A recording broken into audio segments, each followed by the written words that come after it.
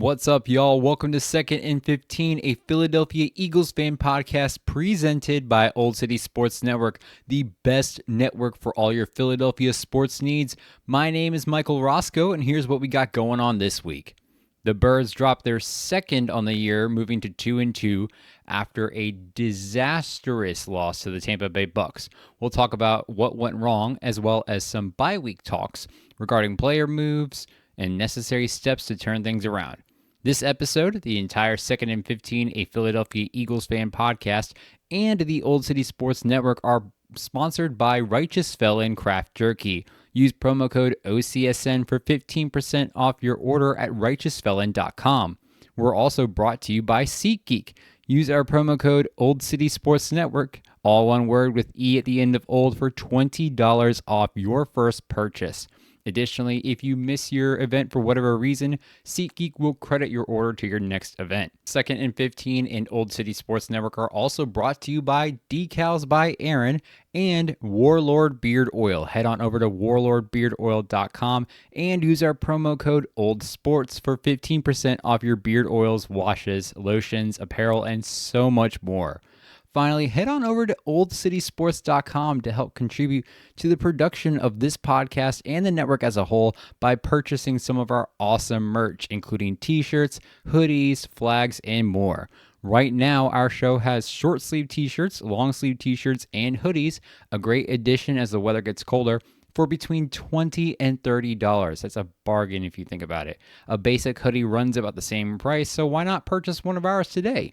We just sold some merch to a customer out in Missouri, so we can ship near, far, or wherever you are. Clothing comes in 4 to 5 awesome colors such as black, white, forest green, gray, and more. But all right, y'all, let's go ahead and dive into our Eagles news and discussions, starting with the game overview from the Week 4 loss to the Tampa Bay Buccaneers. I'm going to spit real talk with y'all. This game was an absolute dumpster fire from start to finish. In the first quarter, the defense did absolutely nothing to stop the Bucs. It took the Bucs about 1.5 quarters to put up 24 freaking points. This defense from the Saints game, it just absolutely disappeared off the face of the earth. Put them on milk cartons because it was clear that they were missing. Once the Bucs got rolling, it did not stop from there. Without 3 major weapons on offense, as well as another wide receiver in Britton Covey, our receiving core comprised of Jahan Dotson, Paris Campbell, and John Ross. Not exactly the star-studded lineup one could hope for, but a powerhouse QB can win with any receiver. We've seen it with Patrick Mahomes, Josh Allen, and others. Jalen was not that powerhouse QB this week. In fact, it was probably one of the most lackluster performances yet this season. He went 18 for 30 for 114 yards, 2 total TDs, which is great, 0 interceptions, fantastic, but he fumbled yet again. This game was a complete disaster. It was supposed to be a revenge game. Yeah, I know, I didn't expect the Eagles to blow out this team, but I didn't expect them to get blown out the way that they did. Might as well call them the Philadelphia Backs the way they got blown out. The Eagles would drop this game 33-16 in pathetic fashion. All right, let's go into some discussions, overreactions, and thoughts from this Week 4 game. Starting with the offense. Things just did not click for this offense. Granted, yes, there was no A.J. Brown. There was no Devontae Smith, Lane Johnson, Britton Covey, you name it. And to top things off, you had Cam Jurgens who needed to exit the game, So, for a little while at least, you had an offensive line of Jordan Mailata, Tyler Steen at left guard, Landon Dickerson at center, Mekhi Becton, and Fred Johnson at right tackle. A mismatch of a lineup to say for sure. Also, with Vita Vea back in the lineup for the Bucs, it did not help with this disorganized line at all. So with all these injuries, I can expect a less than stellar performance from the offense as a whole. That's for sure. However, there are also major deficits going on right now with the quarterback, the play calling, and coaching. Starting with the quarterback. My God, it's so fucking infuriating to watch your $250 million quarterback continue week in and week out to hold on to the football for a fucking millennium to then fumble the ball away because he couldn't make a fucking decision. That one fumble that he had this week, he held onto the ball, he was under a lot of pressure, and he knew it, dodged one tackle, great, but took too long, decided to try and throw it, and got smacked and fumbled the ball. Like, in that moment, what made you think that that was a good idea to drop back, expose your throwing arm like that, and attempt a pass, just run with it? Even if it's a yard, I don't care at this point. It's better than turning the ball over. Jalen has had 4 interceptions and 4 lost fumbles in 4 games. What is happening? He has the pocket awareness of a goldfish and continued to have a hard time making a decision or second guessing himself. I really don't know what it is at this point, but to the point where he's making stupid mistakes. Just get rid of the ball. Over the past 4 seasons, he has ranged between 2.86 and 3.39 seconds between the snap of the ball and throwing or getting rid of the ball. Overall, that has been either the slowest or the second slowest time across each of those seasons amongst all active quarterbacks. What is the problem? Why is it taking so long to get rid of the ball? In week 3, we saw Bo Nix absolutely just rip it like a Beyblade in less than 2 seconds. And it worked for them considering the Broncos annihilated the Bucs 26-7. Why can't Jalen do that? What is taking him so long to get rid of the damn football? If you don't see a pass, just run it for God's sakes. We haven't seen the type of running QB we saw Jalen to be in 2022. It's saddening, honestly. It's no wonder he's turning over the ball so damn much. He's either second-guessing himself and throwing a bad pass, or he's staying in the pocket longer than your wallet, phone, and keys and getting hit and fumbling the ball. The problem has got to get better. I'm about to come out there with a roll of fucking duct tape like some Friday Night Lights shit just so that the ball doesn't drop. I want to know what the root of this problem is. One theory could be the play calling. We've seen Nick Sirianni's hot seat continue to boil as he just makes absolutely terrible play calling decisions. I'll get more into him later. Another theory could be the lack of offensive consistency. Jalen's had several different offensive coordinators over the past few years, which can be hard on any quarterback, I ain't gonna lie. Another could simply be that Jalen is regressing. I don't want to believe that is the case, but Jalen's not helping his own case here in these first 4 weeks. Even if there were other factors contributing to this loss, he's got to do better because he was an equal contribution to this loss as the rest of the team was. One theory I'm thinking of, not saying it's true for sure, that's why it's called a theory, are the receivers just not getting enough separation from the DBs quick enough?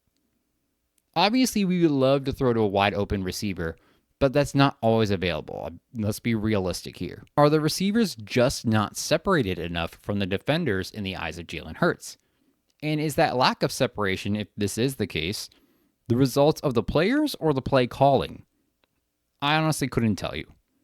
But what I do know is that our quarterback has to, and I mean has to, make improvements over these next 2 weeks or we're going to have a long season. And speaking of play calling, what is going on with the offense as a whole? Why do we hate giving the ball to Saquon Barkley? It's fucking obvious that he is good as shit. Why do we not use him? It's dumb as fuck. At this point, injuries considered, Barkley is the best player on this offense. With a healthy A.J. Brown, you could say that those two are tied as the best player. But my God, if we want our best player to be our best player, we got to give him the ball. Blame a little on Kellen Moore. I can understand that for sure. But Nick Sirianni's hot seat just keeps getting warmer and warmer. He's not a good coach right now. If anything, he's the one driving this team into the ground. He keeps getting too involved and changing things up in the offense, making boneheaded ass moves. Like, bro, just stop. Just stop at this point. Please get rid of him. His play calls make no sense. He doesn't act like a leader in the locker room. He doesn't seem to support the team. It's a mess. Brandon Graham called a player-led meeting regarding the loss because, correct me if I'm wrong, I don't think Nick Sirianni spoke to the players after the game once again. And Nick was quoted in the post-game press conference stating, "I didn't have my players prepared to start." Isn't that your whole fucking job?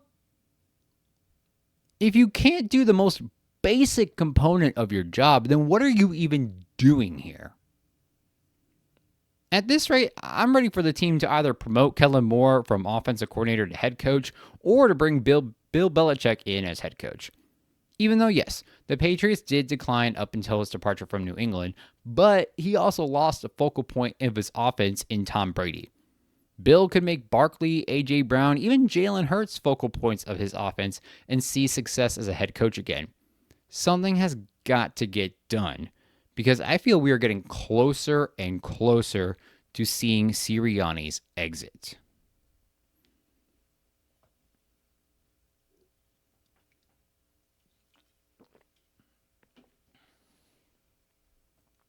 All right, next I want to talk about this defense and special teams. Holy shit. Where did it go, first of all? Just like the Falcons game, it seemed to just be non-existent once again. We got carved like a jack-o'-lantern nearly every damn play. Baker Mayfield made the job harder for the defense by averaging a time of 1.95 seconds per play to get rid of the ball. Jalen's was nearly double that. With those quick releases, it forces the defense to make tackles and make harder tackles, something we still can't fucking do, it seems like. The safeties are still too damn high up, and our opponents get more separation than Elizabeth Taylor from our DBs. Our defensive coordinator just got absolutely cooked, and he's got to make adjustment for the times that we are in right now. Just because you have 40 years of experience doesn't mean it's always relevant experience or adaptable to modern times experience. Plus, you got Isaiah Rodgers trying to bump gunners into our own guys, forcing Cooper DeJean to fumble the ball. Devin White tweeting praises to his former Bucs teammates after they make a play on his current team. Darius Slay making questionable statements on X, podcasts with divisional rivals, etc. This defense is just falling apart on and off the field. I honestly don't know what we can do to fix this. I don't even know if this defense is fixable at this point. We may see yet another year with the worst defense in the league. Hopefully I am wrong. I hope I am wrong with this, but it's not looking that way right now. The only highlight of the defense and special teams was the blocked point after touchdown by Isaiah Rodgers, returned for 2 points by Keely Ringo. Everything else about this game and the defense absolutely sucked. All right, normally this would be the segment where I talk about the upcoming week. However, for us, we got a bye week, a week 5 bye week.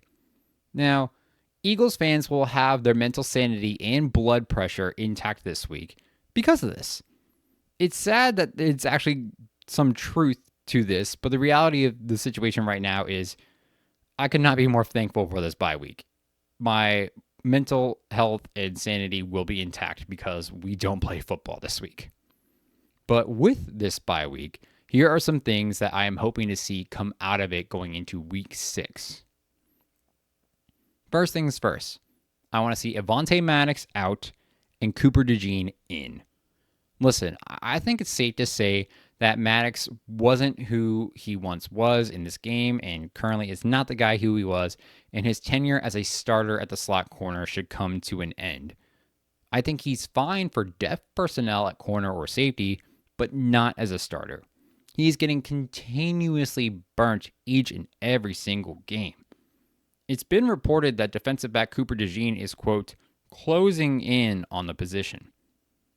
And if that's the case, I think it's time to give him a shot. Yeah, he muffled a punt. Big whoop. But if it's getting reported that Philly that he is closing in on this starting position, he might as well get it. With Maddox's injury history and the lack of performance this year, a young, fresh, and eager player in DeJean might be a saving grace to this Philly defense. Next, I want to see Bryce Huff properly used on the field. Baldy broke down the film of Bryce Huff when he was being used in a 2-point stance, more so as a true off-the-ball linebacker, versus a 4-point stance in more of a defensive end, true edge fashion. It's minimal film, but it is clear that Bryce Huff actually has stats and performs with better results when he is in that 4-point stance. And it helps because it helps get his get off from the line go a lot quicker, and it results in those sacks that we saw from last year. Have Huff line up in that 4-point stance going into week 6. At this point, it couldn't hurt to at least try because he's done nothing for us so far. Next, get back to the fundamentals, please. There were so many missed tackles. I think it was 18 or 25 missed tackles, something along that. One game might have been 25. I think this game might have been 18, but still, that's too many missed tackles. You got so many missed tackles, poor reads, out of place defensive players. It's out of control. We have 2 weeks. We have players returning. There is no excuse for us not to be able to get back to the basics within this time. Next, I think we need an overall change in defensive identity. This defense does not have an identity. 1 week they're looking absolutely fucking fantastic. The next they look like they got hit by a bus. It makes no sense. Vic Fangio really needs to reevaluate his current defensive scheme and adapt that to today's creative offensive minds. Because right now, his stuff seems outdated. It's getting chewed up and spit out.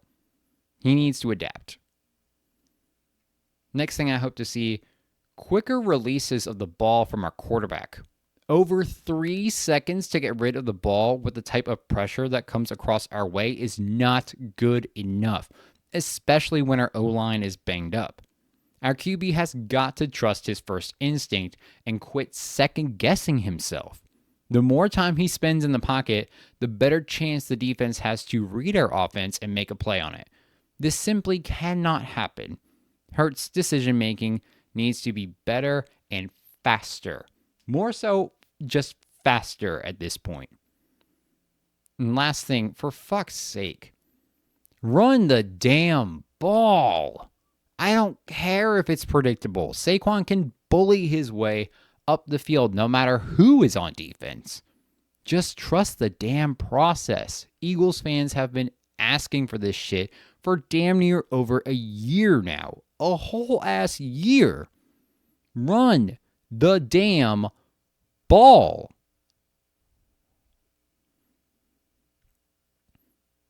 All right, y'all, that's it for our short episode this week. Thank you all for joining us so much. Do not forget to like, subscribe, or follow us on YouTube, X, Instagram, Facebook, and TikTok by searching at 2nd and 15. That's 2NDAND15, or by the full name 2nd and 15, a Philadelphia Eagles fan podcast.